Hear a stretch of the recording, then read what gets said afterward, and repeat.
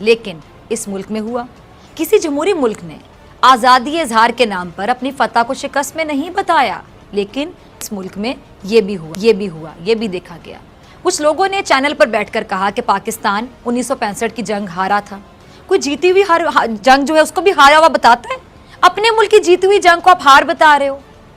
کسی جمہوری ملک کے میڈیا ہاؤس نے اپنے ملک کی اساس پر حملہ نہیں کیا، لیکن ہمارے ملک میں یہ بھی ہوا. اب اس پہ بھی الحمدللہ ماشاءاللہ کہہ لیں آپ لوگ کہ ہمارے ملک میں یہ ہوا. ہمارے ملک میں ایک چینل پر بیٹھ کر کہا گیا کہ پاکستان اسلام کے نام پر نہیں بنایا گیا تھا. کسی جمہوری ملک کے میڈیا ہاؤس میں آپ دیکھیں اپنے ملک کا اس طرح کا امیج کبھی دکھایا گیا ہو؟ کبھی بھی نہیں. ایسا ہو ہی نہیں سکتا. لیکن ہمارے ملک میں صحافت کے نام پر پاکستان کے نقشے سے مقبوضہ کشمیر کو ہی نکال دیا گیا. کسی جمہوری ملک کے میڈیا ہاؤس نے کسی دہشت گرد کا تعلق اپنے ملک سے نہیں جوڑا ہوگا، لیکن ہمارے ملک میں صحافت کے نام پر اجمل قصاب کا گاؤں تک دکھا دیا گیا.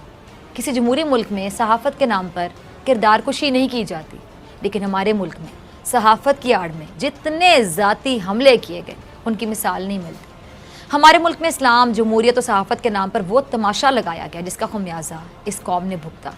جب کرسی خطرے میں ہو تو جمہوریت کو خطرے میں ڈال دو. جب منسٹر انکلیو واپس مانگا جائے تو اسلام کو خطرہ لاحق ہو جائے. جب آپ سے سوال پوچھا جائے، جب پوچھا جائے کہ جائیدادیں کہاں سے بنی، کیسے بنی، جب سرکاری اشتہارات یا نوازشات کا سلسلہ رک جائے، جب لفافے ملنا بند ہو جائیں، تو کہہ دو کہ صحافت کو خطرہ ہے. یہ تماشا ختم ہونا ہوگا اور یہ آخری کارڈ ہے جو فیل ہونے والا ہے. عمران خان کا مقابلہ یقیناً ایک مافیا سے ہے جو جمہوریت کے نام پر بھی عوام کو لوٹتی رہی، صحافت کے نام پر بھی ان لوٹیروں کو کچھ لوگ تحفظ دیتے رہے، اور اسلام کے نام پر کچھ لوگ ان کی ڈھال بنے رہے. صدیق، ابھی بھی ہم کلپس چلا رہے تھے کہ پرائم منسٹر عمران خان صاحب سے سینئر صحافیوں نے سوال پوچھے، اور میں نے بار بار پوچھا کہ کیا نواز شریف کے دور میں کسی صحافی میں اتنا حوصلہ، اتنی ہمت تھی کہ نواز شریف سے ایسا سوال پوچھے کہ کس کا گریبان پکڑا جائے گا؟ یہ عمران خان صاحب کا حوصلہ ہے کہ انہوں نے سامنے بیٹھ کے ایسے سوال سن لیے اور جواب بھی دیا بڑے تحمل کے ساتھ. پھر بھی کہا جائے کہ جی صحافت قید ہے، اور کتنی آزادی چاہیے انہیں؟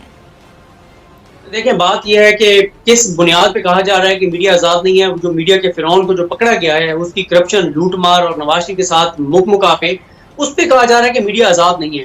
جبکہ جس شخص کو پکڑا گیا ہے وہ شخص خود کہتا ہے کہ میرا یہ بزنس ہے اور میں بزنس کر رہا ہوں اور کاروبار کر رہا ہوں. یعنی وہ خود بھی یہ نہیں کہہ رہا کہ میں صحافت کر رہا ہوں. تو اس کو بنیاد بنا کے کہا جا رہا ہے کہ جی میڈیا آزاد نہیں ہے. دوسری بات یہ ہے جو آپ نے بات کی، بھئی اگر آپ نے گریبان پکڑنا ہے تو گریبان آپ پکڑیں کس کا؟ شہباز شریف صاحب کا، کہ آپ نے 10 سال تک آپ وزیر اعلیٰ پنجاب رہے اور 10 سالوں میں 11 کروڑ پنجاب کے لوگوں کے لیے صرف 1000 وینٹیلیٹرز ہیں. اس کا گریبان پکڑے نا، اس سے پوچھیں کہ اس نے ہیلتھ کے اوپر کتنا خرچہ کیا. دیکھیں ڈاکٹر صاحبہ، جب 2010-11 میں ڈینگی آیا، ڈینگی کے وقت جب ڈینگی آیا تو اس وقت یہ پتا چلا کہ پنجاب کے ہسپتالوں میں اتنی جگہ نہیں ہے کہ ڈینگی کے مریضوں کو رکھا جا سکے. اور اس وقت یہ بات اسٹیبلش ہو گئی تھی کہ پاکستان کو اور پنجاب کو ہسپتالوں کی زیادہ ضرورت ہے. لیکن شہباز شریف صاحب نے ہسپتال بنانے کی بجائے کیا کیا؟ میٹرو بنا دی، یہی سریے سیمنٹ کے پروجیکٹس بناتے رہے. پھر اورنج لائن 250 ارب سے اورنج لائن بنا دی. انہوں نے وینٹیلیٹر کتنے خریدے ہیں بھائی؟ وینٹیلیٹر اب آپ کہہ رہے ہیں کہ شہباز شریف صاحب کہہ رہے ہیں وینٹیلیٹر خریدیں. بھائی اس وقت آپ کہہ رہے ہیں جب دنیا میں کوئی ملک وینٹیلیٹر دینے کو تیار نہیں ہے، ایک سال کی بکنگ ہو گئی ہے. آپ نے کیا کیا ہسپتالوں میں؟ ایک بیڈ پہ 3 مریض ہیں، آپ نے کتنے ہسپتال بنائے؟ آپ تو میٹرو اور وہ چیزیں جو نظر آتی ہیں ان کے گریبان پکڑنے چاہیے.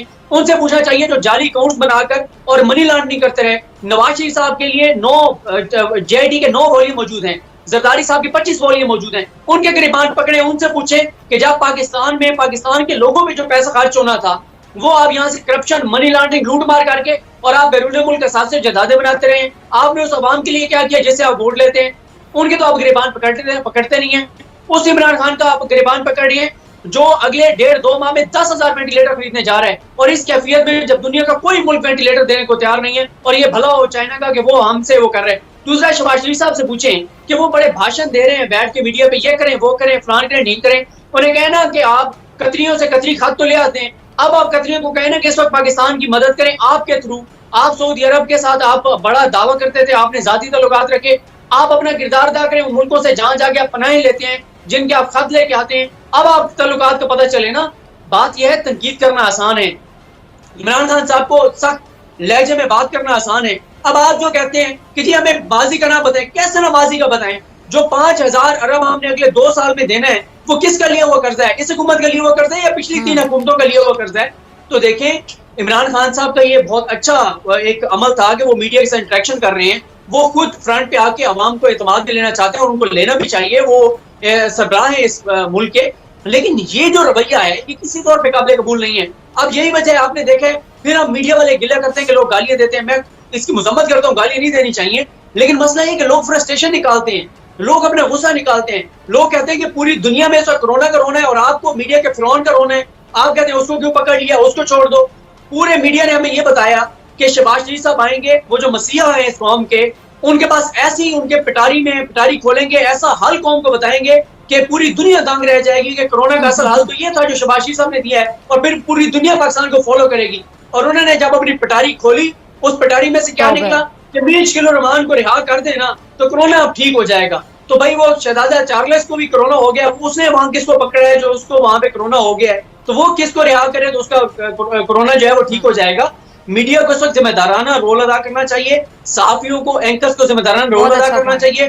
پینک کریٹ نہیں کرنا، خوف نہیں پیدا کرنا، لوگوں کو حوصلہ دینا ہے، عزم دینا ہے. کورونا سے ہم نے لڑنا ہے، ڈرنا نہیں ہے. پینک کریٹ نہیں کرنا، افراتفری، اور ہمیں اپنی ذاتی انائیں، اپنے پرسنل ایجنڈا جو ہیں ان کو پیچھے رکھنا ہوگا. ہم بعد میں اسکور سیٹل کرتے رہیں گے، ذاتی ایجنڈے آگے بڑھاتے رہیں گے. اور یہ جو میڈیا کا فرعون ہے نا، اس کو چھوڑ دیں. وہ خود کہتا ہے وہ کاروبار کرتا ہے، آپ کہتے ہیں یہ آزادی صحافت پہ حملہ ہو گیا. بھائی کس بات پہ؟ وہ تو خود کو صاف بھی نہیں کہتا، جس کو آپ کہتے ہیں کہ آزادی صحافت پہ حملہ ہو گیا. وہ کہتے ہیں ہمیں business man, forget about journalism. بالکل بالکل. اور وہ جو بندہ ہے کس کو نہیں پتا. مجھے ویسے بڑا اچھا لگا جب عمران خان صاحب سے پوچھنے کی کوشش کی گئی، میر شکیل کو ڈیفینڈ کرنے کی کوشش کی گئی ہے، جیو کے حوالے سے سوال پوچھا گیا، تو مجھے یہ بڑا اچھا لگا کہ عمران خان صاحب نے کہا کہ اس ٹائم پہ لوگ جو ہمیں دیکھ رہے ہیں وہ کورونا کے حوالے سے بات سننا چاہ رہے ہیں. اس کے بارے میں تفصیلاً جواب دے سکتا ہوں آپ لوگوں کو اور دوں گا. دیکھیں میں نے کل 2 باتیں کہی تھی سب کے بعد. میں نے کہا کہ اس 2.5 گھنٹے کی بریفنگ نے عمران خان کے سیاسی قد کاٹ میں جتنا اضافہ کیا، اتنا کوئی حکمران 2.5 سال محنت کے بعد اپنا قد کاٹ عوام میں بڑا نہیں کر سکتا. دوسری بات یہ ہے کہ کچھ میڈیا نے جن کا ایجنڈا یہ ہے کہ اس حکومت کو ناکام کرنا ہے، انہوں نے پچھلے 2.5 سال میں کیا عمران خان کو نقصان پہنچانا ہے؟ انہوں نے 2.5 سال میں پچھلے میں مل کے عمران خان کو اتنا نقصان نہیں پہنچایا جتنا ان اینکرز نے 2.5 گھنٹے کی بریفنگ میں عمران خان کو فائدہ پہنچا دیا ہے. بھائی آپ کورونا کی بات کریں، آپ عوام کی بات کریں، آپ وہاں بھی اپنا جو ہے وہ، مجھے ایک لفظ ہے وہ میں کہتا نہیں ہوں، آپ اپنا رونا لے کے بیٹھ گئے وہاں پہ. آپ کو یار 20 کلو رمان اس ملک کا کب سب سے بڑا مسئلہ بن گیا ہے؟ مطلب اس ملک کا سب سے بڑا مسئلہ ہے اس وقت. اس پورے ملک میں نا سب سے بڑے 2 معصوم ہیں، ایک 20 کلو رمان اور ایک وہ ماریا بی والے کا خامد. اس وقت وہ معصوم ہیں 2 جو پورے پاکستان کے سب سے زیادہ مظلوم اور معصوم ہیں. ان 2 کے ساتھ اگر انصاف ہو جائے تو پاکستان سارا ٹھیک ہو جائے گا. تو یہ کیا طریقہ ہے بھائی؟ آپ عوام کی بات کریں، آپ غریب کی بات کریں، آپ وہی ایلیٹ کا، اشرافیہ کا درد لے کر بیٹھ گئے، اپنے ذاتی جھنڈے آپ لے کر بیٹھ گئے. تو یہ نامناسب رویہ تھا. اور عمران خان صاحب نے بڑے پن کا مظاہرہ کیا، تحمل سے سوالوں کا جواب دیا، اور اس کے ان کو سیاسی طور پر بھی ہر حوالے سے ان کو فائدہ. اور اس بات کا بالکل، اگر آپ سمندر کو کوزے میں بند کریں تو ایک ہی بات کہ وقت ان تمام باتوں کا نہیں ہے. اسلام، جمہوریت اور میڈیا، ان 3 ناموں کا استعمال اس ملک میں بہت بے دردی سے کیا گیا. ان تینوں چیزوں کو موقع اور وقت کی مناسبت سے اپنے مخالفین کے خلاف بھرپور استعمال بھی کیا جاتا رہا. اسی ملک کی تاریخ ہے کہ جب انتخابات میں بدترین شکست ہوئی تو مخالفین نے سیاسی احتجاج کو مذہبی رنگ دے کر ایک جمہوری حکومت کا خاتمہ بھی کر دیا. اسی ملک میں دیکھا گیا کہ جب بھی اپنی کرسی کو خطرہ ہوا، جمہوریت خطرے میں ہے کا نعرہ بلند ہوا، اور اس نعرے کے سائے تلے تمام وہ افراد جن پر عوام کے ٹیکس کا پیسہ چوری کرنے کا الزام ہے اکٹھے ہوئے، اداروں کو لعن طعن کیا، اداروں پر حملے کیے، اداروں کو دھمکیاں دی. اور اسی ملک میں پھر دیکھا گیا کہ آزادی اظہار رائے کے نام پر ملک کے خلاف، ریاست پاکستان کے خلاف، پاک فوج کے خلاف، اداروں کے خلاف وہ نشریات چلائی گئیں جس کا کسی مہذب جمہوری معاشرے میں تصور بھی نہیں کیا جا سکتا. اسی ملک میں دیکھا گیا کہ صحافت کے نام پر کردار کشی بھی کی گئی. اور اسی ملک میں دیکھا گیا کہ صحافت کے نام پر لفافے لیے گئے، بڑے بڑے لفافے جو جیب میں بھی نہیں آ سکتے تھے وہ بھی لیے گئے. اور پھر سیاسی اشرافیہ کی کئی سالوں تک مدح سرائی کی گئی. ان لفافوں میں سے ایک لفافہ ابھی حال ہی میں پکڑا گیا، جس کی وجہ سے ایک میڈیا کا ڈان جیل کی سلاخوں کے پیچھے ہے. وہ لفافہ دیا تھا ایک بڑی سیاسی جماعت کے تاحیات قائد نے اس وقت جب وہ وزیر اعلیٰ تھے. یعنی یہ سیاسی اشرافیہ اور صحافتی اشرافیہ کا گٹھ جوڑ بہت پرانا ہے. اسلام، جمہوریت اور آزادی اظہار رائے، یہ تین ایسے